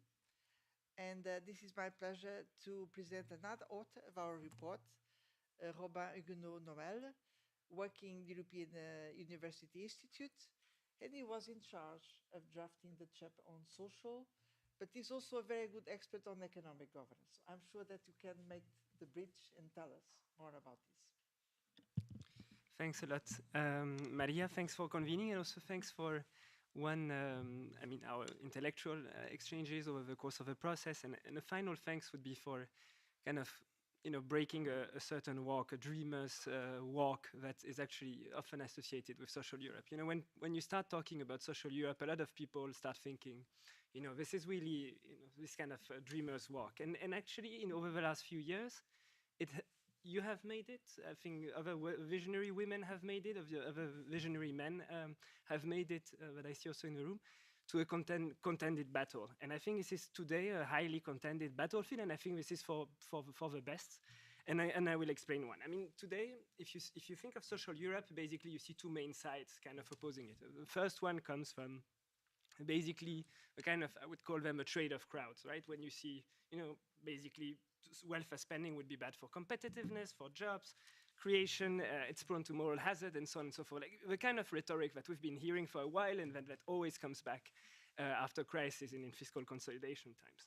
Another crowd that you see is the one of welfare chauvinists, and basically there you see more and more also this kind of strong pushbacks to say the social Europe is a threat, and this is potentially hurting welfare diversity and so on. So I mean, basically the kind of debates that you see in the political world, you also see them in the academic world, and they are very strongly represented. And my point today, and I think also in trying to advance treaty changes, is to say there is a middle point that is very underexplored. This is one that has been coined a bit in the past as well in the terms of European social union. And what I'm trying to explore a bit more is the one of a reinsurance union. I think this is one of the things that we learned during the pandemic, is that there was scope for the EU to act as a reinsurance union, as a holding environment, second line of defense for the welfare state. Well, this has been very effective. If you look at the recovery plan, the SURE initiatives, and so on and so forth, one of the main issues that we have today is that most of these initiatives may not stick, and so there is a need to look at how we could make them stick. I mean, when you look at just a few examples of why it may not, ECB is tapering again. Now there is the economic governance review. There was some kind of attempts to have some clauses for considering social spending as a social investment as well. This is also kind of really backfired from the kind of more economic stakeholders. And so basically stronger needs than ever to bring back this kind of reinsurance union agenda. I want to develop 3 points for why I think this is crucial, 3 different kind of very specific changes that could be made to the treaties based on different concepts. The first one is for the EU to act as a holding environment for a national welfare state. The second one, so that's more of a kind of EU funds, EU economic governance side. Second one is having a legal arsenal for modern social security provisions. I think this is also extremely important that we also bring back the theme of social security and the EU's contribution to it at the EU level. I think Frank van den Broek has been trying to do that in the last few weeks. I think this is very welcome, and there are ways to explore what could be done in the treaties to do so. Third one is to improve the funding capacity for the EU to also help foster universal basic services also in national welfare states. I'll start with the first point, which is on the holding environment for the national welfare states, and is again very much linked to the funds and economic governance side, as you suggested. Why wait? I mean, it's basically the main questions that we are facing, the higher risks, the higher cost that we have been witnessing during the Great Recession, that we haven't been seeing during the pandemic, is also because basically we didn't wait. But if you look at the financial markets reaction, if your treaties are not ready, are not allowing you to have fast provisions to respond, if you wouldn't have the RF, if you wouldn't have SURE, basically the first thing you do is you have very high costs, and they are increasing by the day because financial markets are attacking your union, they are attacking the solidarity potential. And so as a result, basically, if you wait, if you don't have this kind of legal basis to allow for progress to happen, the cost is going to be higher and higher and higher. And so the main point is basically we need to look at the treaties to change them now, so that whenever this potential crisis happen, we can see concretely how to address them. I think there are very targeted changes that I'd focus on 2 right now. I mean, there have been other proposals, and happy to discuss later. First one is having a permanent facility for financial assistance. That would mean looking at the budgetary rules, so Article 122 and 125. Again, this is something we could discuss. The second one, which is also to stress the social cost that crisis can have. If you think in terms of human capital wasted when people go on unemployment, I mean, think of youth unemployment rates for 5 years in Spain, all this human capital completely wasted. How to avoid that? And then we have to think about along the lines of the SURE instruments that was introduced. where you try to maintain, to preserve the capacity of people to stay in their jobs when these crises are happening, and the EU can provide this kind of support for national welfare states to be able to do that. And also having a bit more of a focus on unemployed. There's also a lot of people that if they can be helped in these situations, if the unemployment systems are under pressure during this crisis, that shouldn't be an issue for the youth, to support them for this transition, also with, basically training, accompaniment, and so on and so forth. And I think this is really another major element that could be amended through, Title 9 on the employment article. I think to have an employment retention fund could be an idea, including these kind of two aspects. But again, happy to discuss it further. I think as far as the funds are concerned, I just think not to forget the importance of cohesion policy that has been also associated with a lot of important social provisions in the last decade. And I think this is, again, an area to open. I'm just leaving it now open, as I'm leaving open the questions on how to change the European semester. Just to move on the second point. The second point is on the legal arsenal for comprehensive and modern social security provisions. I think this is really one point where we realize there are very important treaty limits, and the first one is in the way we define workers. The definition of workers today basically doesn't account for all these kind of jobs that you may see, many of your friends, family, and so on now actually involved in. Self-employed workers are not being recognized as workers, or very difficultly so, because you have to go through very different legal basis to be able to make them enter into the picture of your legal provisions at EU level. And so basically this is not satisfying. And the second main issue on social security provision is, again, we've been mentioning it a couple of times, unanimity leads to a lot of provisions, a lot of interesting proposals being watered down. And so to avoid this kind of minimal common denominator, there is clearly a need to look at Article 153. So there are different alineas. Again, I'm not going to go through the kind of technicalities of it, but just very clearly that the European Parliament, that any parliament should be associated into discussions on social policies is such a basic fact at national level. Why would it not also be the case at European level? This is, if we're talking about democratic deficits and so on and so forth, this is really the very first step that should be taken. And so I think this is, kind of one of the main important points on this one.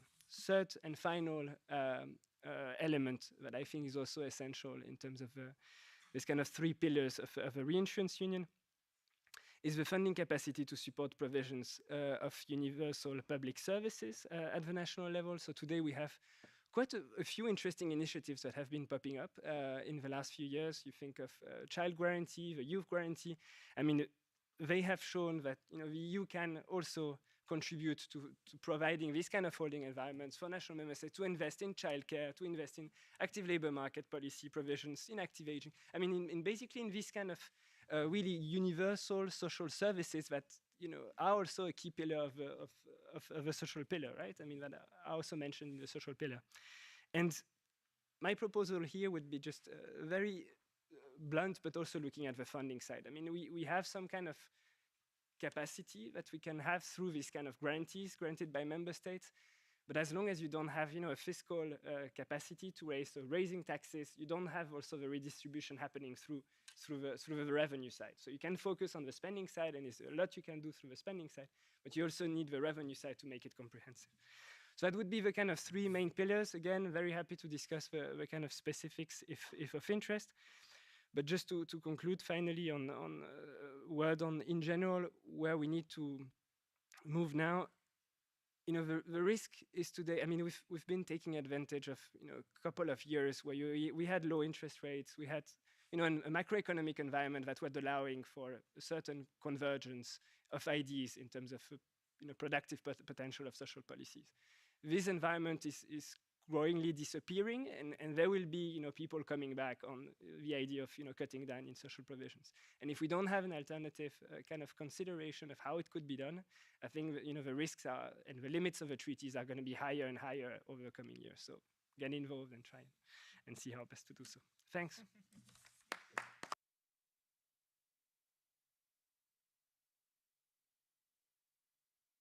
Saint-Gobain. And this very comprehensive view about what is the situation in social policy paves the ground very clearly for a particular social policy which was in our minds, particularly during the pandemics, proving that we really need to move to a new stage under the umbrella of European Health Union. So this is my pleasure to have among our authors a former European Commission of Health, Vytenis Andriukaitis, and such a visionary commissioner, and also a member of a previous convention. So tell us your thoughts about this, please. Thank you, Maria. Thank you, colleagues. For me, it's much easier because previous speakers touched all questions related to health. Absolutely. Climate change, air pollution, and premature death. Where you know that about 500 million we are losing every year, our Europeans, because of premature death, because of air pollution, and it's real. It's real. If you should to address issues with premature death, we need to have in our hands instruments to reduce air pollution. But climate and air pollution is a really European public good. No one country can solve those problems related to air pollution. It means that they should think about their own citizens on the ground. Of course, speaking about digital, e-prescription, e-patient records, possibilities to create European health data space is about digital. And of course, speaking about social. And social and health are so close interlinked. I spent 5 years being European Commissioner for Health and Food Safety. For food safety, I can tell you, I spent a lot of meetings together with ministers of agriculture. Agriculture ministers are gathering in Brussels maybe 12 times per year because they have a lot of questions, especially when you remember African swine fever. Of course, food safety issues were very broad, and from farm to fork, I managed as chief veterinarian officer of European Union. But when I ask myself how many times I am discussing about health with health ministers, 1 time per year or 2 times per year. Can you imagine this huge asymmetry when we are speaking about possibilities to gather sit together around the table and discuss issues related to concrete areas? And if you can ask me, can you help member states to address shortages with vaccines if for example, measles outbreak, or other outbreaks? I don't only have only one instrument to call to minister in Germany, to call, may you can help Romania, may you have something. Why? Because I have no tools in my hands. Because constitutional asymmetry enshrined in Lisbon Treaty absolutely clear shows us that in the area of food safety, they have a lot of powers, and they have 2 billion euros per year. In area of public health, I have 75 million per year, and only complement, only coordinate, only ask, only encourage, and that's all. But if we are speaking about medicines, we do not have one single market in medicines. We have 27 different markets related to medicines. And if you have child which is suffered from rare disease in Lithuania, and innovative treatment was placed in Germany, you can compensate or reimburse this medicine with very high price. Otherwise, you can wait minimum 7 years when such medicine will be more and more provided to all 20. We see second-hand Europeans related to healthcare and cure. And when I ask member states, are you capable to deliver treatment to people with rare diseases? No one country is capable to deliver treatment to people with genetically determined diseases. No one, including Germany.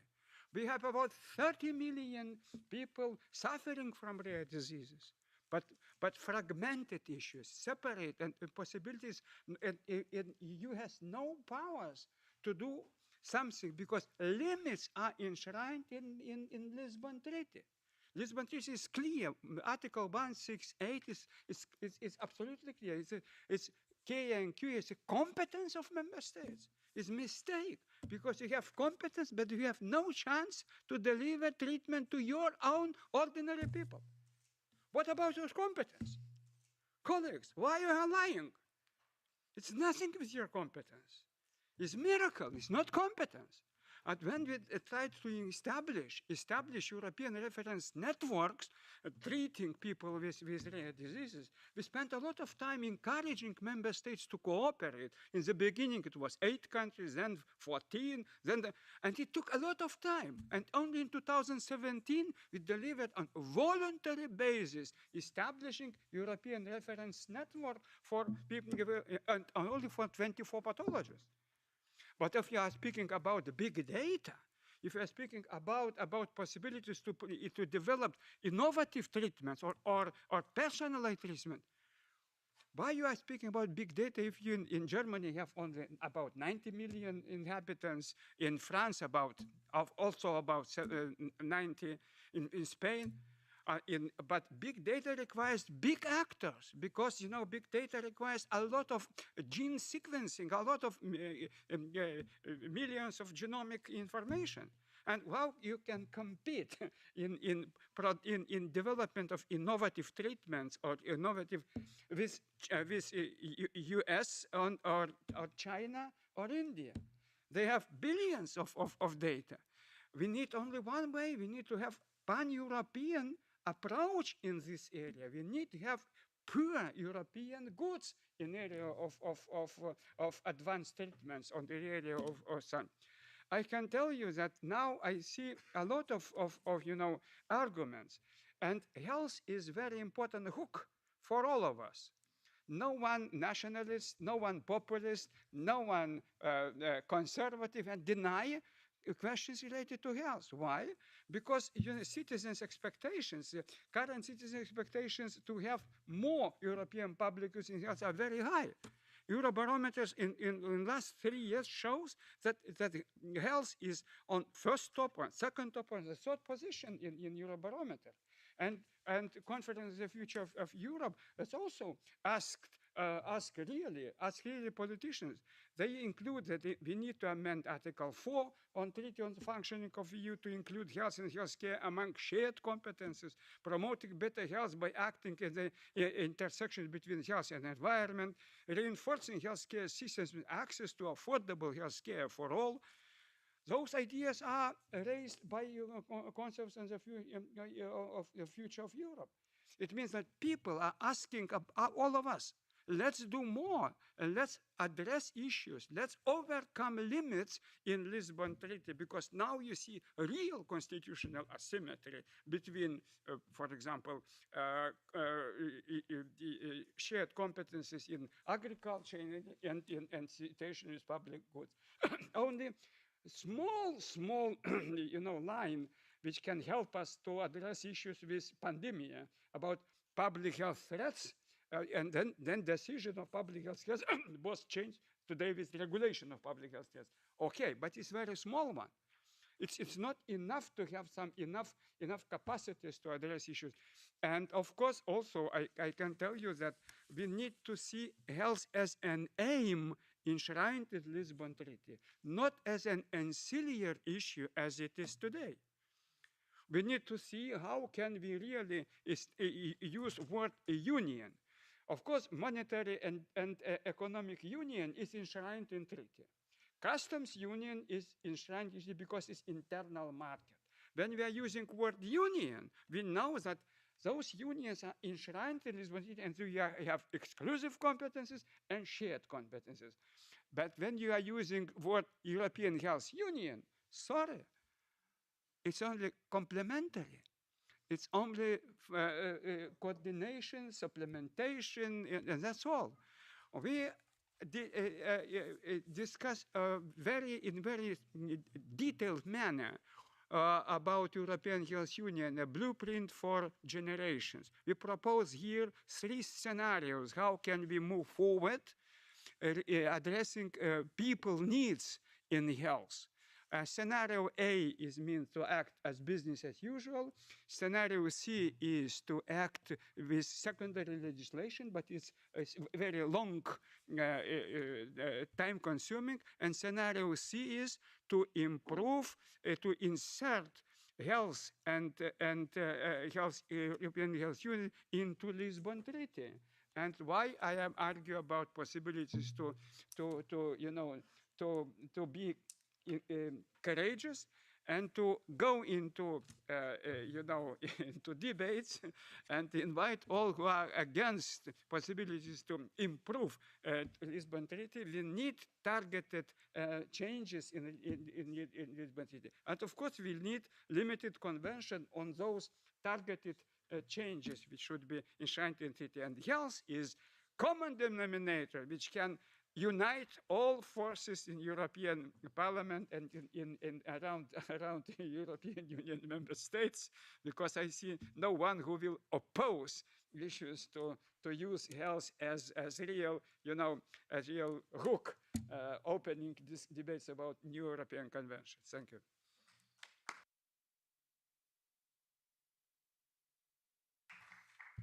Many thanks, Vitenis. I would say that if there is a policy field where this is obvious that we need to upgrade the EU treaties, is exactly the health, because everybody went through an incredible experience with the pandemics, and everybody can understand that to limit the European Union just to complementary competences is completely below what we need. So we need to upgrade to the so-called shared competences. So this is a great conclusion for this panel. Now I would like to open for a debate involving the audience, and you can also come with the cross-cut questions. So I'm inviting those from the audience to come in. Yes. So please introduce yourself and come with your comment or question. Thank you. Thank you very much. Lukas Schäfer from the Free University of Brussels. Thank you to all the panelists. I have a question for Mr. Huguenot Noël about another aspect of social policy, social Europe, not directly about the European Insurance Union, but it's not completely disconnected, I think. But it's more on wages and especially the future of collective bargaining and on the European level and the role of the social partners. And I guess especially for us as a progressive political family, the role of the trade unions. What should we change? How can we assimilate them to targeted treaty changes? I was thinking maybe about, for example, a reform of the social dialogue, making the agreements automatically becoming council decisions. But in your opinion, what could be ways to include the social partners and especially the trade unions in targeted treaty changes? Thank you. Thank you very much. Other questions coming? While I'm waiting, I also have some 2 or 3 questions for the panelists. One for the digital, because Guillaume, you came with a very bold idea, saying somehow that if we Europeans were not able to develop our own key platforms, we cannot have European sovereignty on the digital transformation. So if you can explain a little bit more in detail why you are saying this, this will be helpful. Then look, I have a question also to Mercedes Bresso, because we are going to a new COP very soon. And it makes a big difference if in the COP negotiations, again, dramatic negotiations as we know, the European Union is able to come up with a united voice. So what do you think should be proposed regarding treaty updates to make sure that the European Union comes with united voice in the international negotiations about climate? This is my question. And then I have a question on the social. which is the following. Because, Robin, in a certain moment, you referred the role of cohesion policy, which of course remains extremely important policy with a lot of financial resources. Nevertheless, my question for you is, once we start launching the European Pillar of Social Rights, from my viewpoint, something fundamental has changed. Because the European social pillar is based on the concept of European citizenship. This is for European citizens. And therefore, social policy is no longer only for the lagging behind regions. European social policies is for all European citizens. And from my viewpoint, this has major implications. So if you can elaborate on this, would be also great. So do you want to start? And then from the audience again, please feel free to come with more comments or questions. Well, there is the idea that we Europeans are not able to develop our own platform. I think it's a wrong idea, but I want to explain why platforms are very, very important. Global platforms are very, very important because they structure the organization of the economy and potentially the organization of all industries. So if we accept not to have our platform, we accept that the rules of our economy and our industry are defined by others. And it means that we have, in fact, zero sovereignty. So without independent European platform, we have no sovereignty.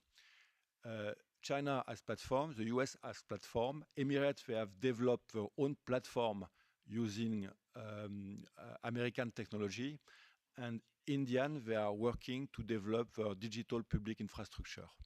And we are nowhere. So we speak about sovereignty, about strategic autonomy, but the thing which is structuring the economy of tomorrow are platforms. And it's not a big investment. There was some assessment about that. It was a matter of investing 20 billion euro a year. And at the moment, we have lost the competition for general platform, but we have not lost the competition for sectorial platform. We can develop platform for the media. This was something we proposed when I was director of the EBU 10 years ago. It was not a high cost, but with the rules of competition, it was very difficult to do. We could develop platform for health, and we could start with developing high-quality biological diagnosis for everywhere, because we need data. We need data, and when we speak about the need of data, is we need a diversity of data which go much beyond the national state. That's the issue. Otherwise, we are nowhere. The problem we have nowadays is that we say, okay, but we can win the competition for AI. But the fact is, the leverage for AI is platform. So AI somehow is there to complement the platform force. And we may say, but platform, okay, but we will find solution to avoid platform. But they are structuring the economy for the next 3 or 4 decades. And as we said earlier today, in terms of research and development, we are nearly nowhere. So that's why it's very, very important. In addition to that, we can also invent the next step of our democracy, because platform could help us to create a multinational, multilingual dialogue. The role of interpreter will remain, but we have capacities and technological capacity to allow everybody to speak and understand in his language, thanks to automation. And this will come. And if it is not a European initiative, it will be a Korean initiative. So let's be clear. We need to be bold. We need to be bold because otherwise, whatever we say in terms of autonomy, in terms of capacity to decide by ourselves, is an illusion.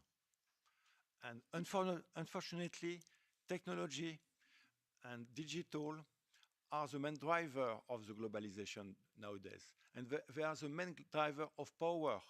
And it is because we are absent of this competition that our leverage on international relations is weaker and weaker. I think very well explained, Guillaume. Many thanks. Do you want to come in? Yeah. Thank you. Yes, as you know, Maria, in our proposal, we have a exclusive competence on climate change international negotiation. So the idea is when we go abroad to negotiate, is only the European Union will speak for all. But it's clear that probably with the time we will have, if we win, to have a convention and to change the treaties and to ratify the treaties, this will not be ready for the new COP, at least for the first, the next one, perhaps also the second one. In this case, we could do as we did, for example, for health. Was not a competence, but we acted as. So we could have an agreement which a delegation guided by the European Union, and where is the European Union to speak for others, for all. The others, all the delegation will discuss, will take a decision, because it's clear in a meeting you arrive with a proposal, after we have to decide for changes, for agreement with the others. So the delegation will be done by also the member state, but only the European Union could speak. This could be a transition situation if we agree to go to exclusive competence for the future on the international negotiation. I think that is valuable for all the negotiation. Actually, it is for the single market, for the, because this is a competence of the European Union, it's not for other also international meetings. So if I can make a general comment, I think that it's probably a problem to have a horizontal division of competencies. In fact, is not, we have nothing which has not an important part of decision which will be better for the European Union. So the idea could be to have international negotiation, general rules attributed to the European Union for all the matters, almost all the matters. And to have a real work on subsidiarity and proportionality, to avoid that this general competence for the real European question became an invasion of all the competence of the states, because this is the risk and the problem. So I think we could, as FEPS, work on this idea. It's difficult to have something completely not competence of the European Union, because in fact, when you ask a citizen, they tell this should be done by the European Union, but they don't think that all. But they think that the general, the important measure for all have to be decided at the European level. And after, the state will do all the other rules, mainly they will realize. But this is difficult, perhaps, for the moment. I don't think it will be possible in the convention if we get to the convention. But we have to reflect on this change of perspective. In fact, in a federal, also in a quasi-federal state, in all the subject, we have the necessity to a role of the federal state. This is the federal government, the federal institution. This is, for me, the problem. We need to reflect very in depth about this, because I think that in this moment, for example, with an excess of regulation, we are discussing for environmental question only on regulation. There are no directive but regulation. So it's a very impositive from the European Union, a regulation. And this is a risk. This is a risk, because in fact, when you will tell exclusive competence of climate change, they will think that you will do what we are doing now. That is all the competence. The Union occupy all the place.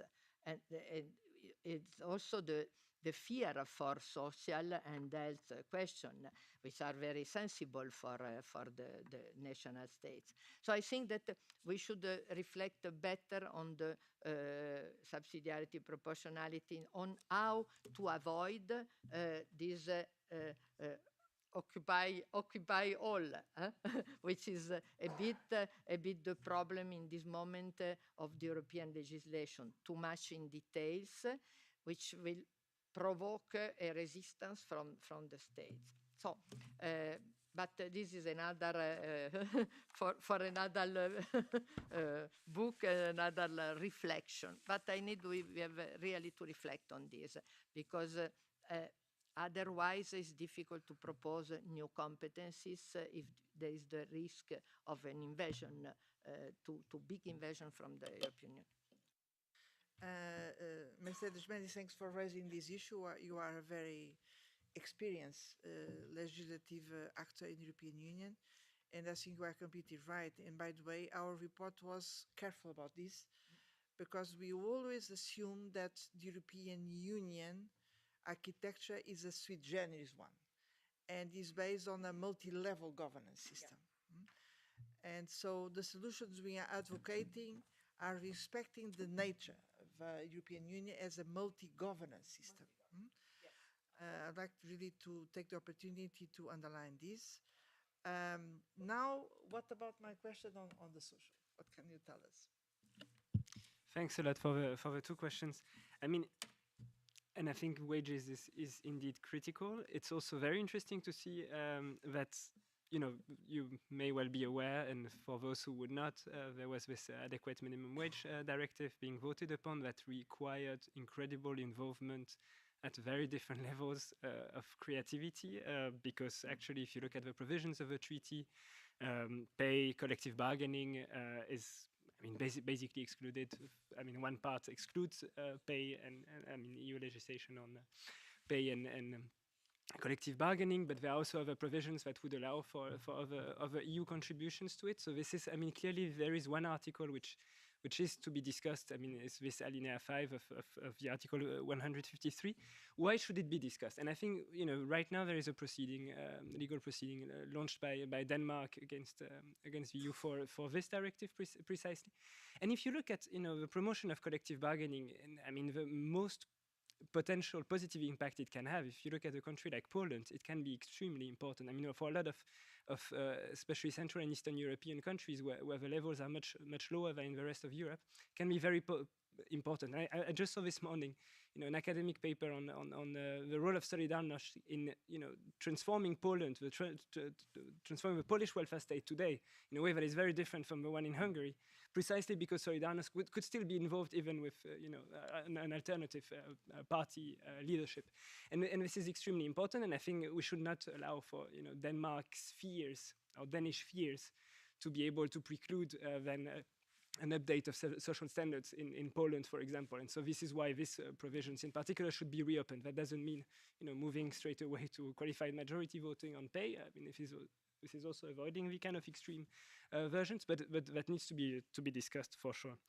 That's the legal element. I think there is another element which, I mean, to come back to Masada's points on fears, it's also political. I think there is a political dimension that is very important. There are reasons why some countries were afraid and are afraid of European integration. I mean, if you look at the treaties, if you look at, this kind of constitutional asymmetry that Vitemis was talking about, there was some elements to it in the treaties, and there is also some, political interpretation of the treaties that have been, used for a long time that prevailed, and so if the discourse doesn't change, the fears also won't disappear. So I think this is a political dimension.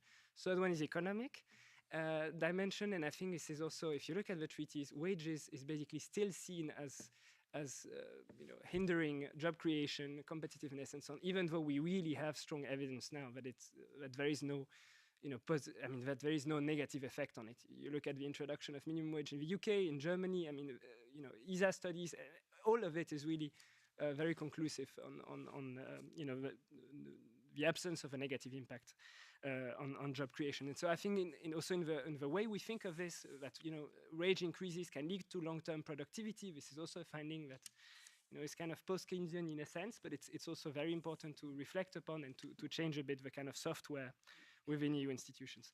I'm coming back to your point on cohesion policy, Maria. Is it irrelevant today on cohesion policy? I mean, it's basically cohesion policy, a bit less relevant now that we have a social pillar, if I put it in provocative terms. I don't think it's irrelevant, and I still think it has a strong added value for two reasons. I mean, the main principles behind cohesion policy are about, the partnership principle, and it's about basically having a place-based approach, which means you have to spend your funds in a very granular way, not, as a kind of one go. And actually, you could also argue that a risk from the EU treaties is that there is a one-size-fits-none kind of dimension, which is, again, institutional, because the European Central Bank cannot account for all the diversity. And I would say it's also potentially also a bit sociological, because people in Brussels at some point also have less connection to the local level. And so having this kind of preservation of this dimension of you have to look at where the funds are actually going within the different regions is actually a very strong safeguard within the treaties, and also for a good practice to consider for other EU funds. And to link it, just to basically link the two questions, what could be done for cohesion policy to be more supportive of the social pillar? I think there are ways to make them more complementary. One of them is to look at conditions the conditions upon which the funds are being distributed. Do we need to have labor standards, social standards being respected when we provide EU funds, as much as we need to look for the rule of law? And I think this is something that is not always the case, that leads to some contradictions. So having the social pillar as an anchor for cohesion policy and in general EU budget spending would be very helpful. So yeah, that's my 2 cents.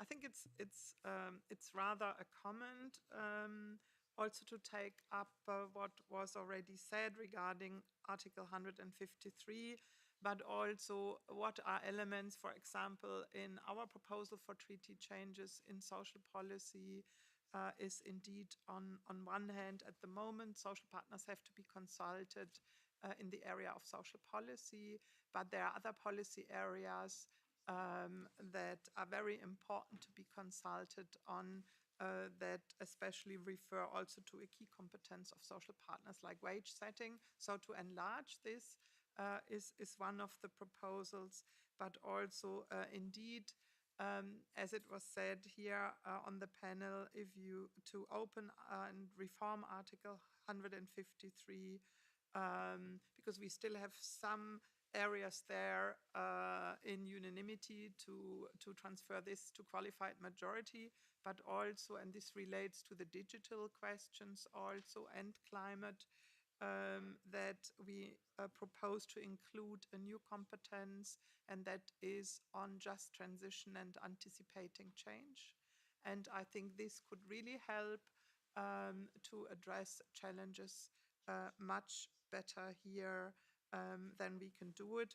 And I agree, I think we have to have a different view in general on the question of convergence, especially when we look at further enlargement and in all areas, and to see what mechanisms can we develop to guarantee really a stronger convergence, because what we can have seen after the last enlargement is that it doesn't work properly anymore. But this needs a more overall debate, cannot be only in social policy. Yes, thanks, Gabi. Very fundamental questions you are raising. Vitalis, please. If I may, sometimes we are creating some misleading narratives. And speaking of Brussels and national state, I am from Lithuania. I was commissioner, but I know that in commission you have all those who are from different countries. It means that Brussels is in Vilnius, Brussels is in Bucharest, Brussels is in Berlin. And when we are speaking about shared competences, we need to understand that it is possibility to solve problems in better way on the ground, to help concretely people to solve problems. People with rare diseases. It would be good to have European insurance fund for people to rare diseases, because it's very costly. We need to use economy of scale. We need to reduce prices of medicines. We need to use joint procurement. We need to solve problems with orphan drugs. Why? Because it is a requirement from people on the ground. It's not about powers in Brussels. It's absolutely a mistake. European Health Union is not about consolidating more powers within Brussels. No, it's about possibilities to help every health minister to solve their own problems in an effective way, not in 10 years or in 15 years, but in 2 years, in 1 year, solving problems now. Orphan drugs, we need to have those drugs now in EU. It's about European sovereignty. When we're speaking global health policy, one health policy, when we're speaking about possibilities to present EU power at United Nations level, we need to have EU as a legal entity to speaking about global health and defending all 500 million Europeans. It's about us, about problems on the ground. It's not about something keep powers into Brussels or then, like British lying, keep powers back. It's absolutely a mistake. The same when you spoke about convention problems. The slogan in France was Polish plumber. Polish plumber. Polish plumber can, occupy your working places. That was on the streets. I was there in the time of this referendum. Why? Where is now that Polish plumber? It's in Warsaw. It's not occupied Paris. It's once again misleading information. When we are speaking about shared competence, we need to understand it is much more strengthening every state's sovereignty, because it can help with every state to solve their own problems concretely on the ground. And European Health Union is exactly about that. And we need to understand comitology, shared competences, possibilities to have real cooperative mechanisms. That's what we need now if we are thinking about more active and more effective decision-making process. Why we need to discuss Lisbon Treaty? For me, no doubts that we need to convene new convention and to see how can we do our best. Otherwise, people do not believe in European Union. Discontent in the EU in some societies is very high. Medical deserts in every country. Healthcare workforce shortages. There's a lot of problems on the ground. But nobody can solve it because we have no possibilities to solve those together with shared competences. I can provide a lot of examples why we need now to move in such more effective way. Speaking about us, about sovereignty in every country, in every state, in every village. Great, Vitalis. Very good examples why we do need to address the issue of target changes in the treaties. And now with these good assessment of different challenges in different policies, we need to conclude using the last minute. So, Gabi, if you want to join me again here in the podium, please, and we will conclude.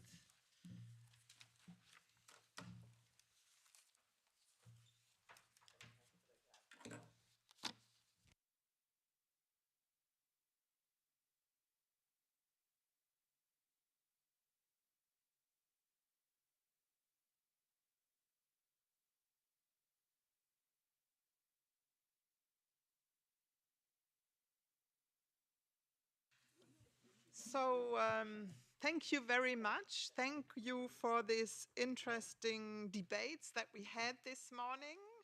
As I said in my introduction, really timely and I think also very well prepared here. I think it came out very clear that we are living in a different world than 20 years ago or 14 years ago, with new challenges, with also a totally different geopolitical situation, with different technologies that we have. Also, if you look at, for example, the challenges of the climate crisis, much more obvious than 15 years ago, and citizens experience it much stronger as a challenge and a need, but also with different citizens' expectations to the European Union. And I think this is, for me, the first important strand I take from the report, is it will help us as we are working now on the narrative for this process. And I think the focus really here on public goods and also the connection between public goods and strong democratic institutions, also meaning new ways of a stronger participatory democracy, will be key to have a convincing narrative also with the citizens here for this process. And we know after the last convention how essential it is to have a convincing narrative for these reforms. And we need drivers for these reforms because it takes obviously a lot of courage to reform the current European Union. I think in the narrative also it became very clear in the debates the different forms of security for citizens. And I think really in terms of cybersecurity, food security, health, social security, in a lot of areas, also defense, and to really develop what changes Europe needs that it can deliver on these securities, because in some areas it can and it showed it. In some area it just did, even if you look at the treaties, was very complicated, but was able to deliver. But also we know where also strong limitations are. And that leads also to the second level, really on the concrete areas for treaty change. And also here, as the focus is on targeted, I mean, it is very obvious if you look at the digital sphere, and I will take this quote with me for the next debates, that digital is not mentioned in the Lisbon Treaty at all, but also to show how important it is if you want to have certain forms of security, that Europe is better equipped for in the area, especially here, digital, social, health, energy policy, very much connected also to the new challenges that we have, and also at the same time very focused, very concrete here. I mean, up to debates about sovereignty and strategic autonomy.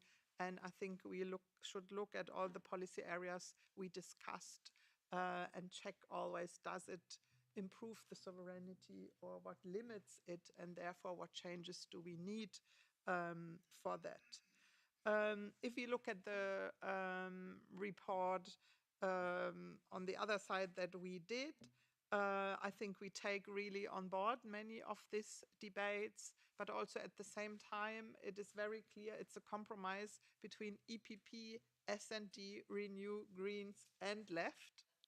But it's still possible in the European Parliament to do this in key essential areas, and I think this is also a good signal. So the question is, we need to be bold, and how do we get there? That's the key question. And here the report goes in to say, okay, at least one institution comes up with a proposal and a clear demand to launch a convention. And hopefully, and I think something is moving, we also touched the debate on enlargement and the question of enlargement and reform, how essential that is, so that at least 14 member states have the courage to start the process, but also how to take the others with them in the process. So the focus, I really liked also in your report, these 5 major reforms. I think really the thing will be to focus it on message is delivering better for citizens in the future. And with this, I thank again Maria, FEPS, everyone here in the Secretariat to make it possible that we could have this really interesting debate. And I think this could be already a basis for what we need once the convention starts. I was responsible as S&D Vice President, but also in the Conference on the Future of Europe, we need to coordinate our progressive caucus. And we managed, with all the differences from different levels, also to have a joint resolution, what we expected from the Conference of Europe, and we would need a very strong progressive caucus for the convention, and maybe this will be something that we have to start to deliver, and I think we have a good basis for that. So thank you very much, Maria.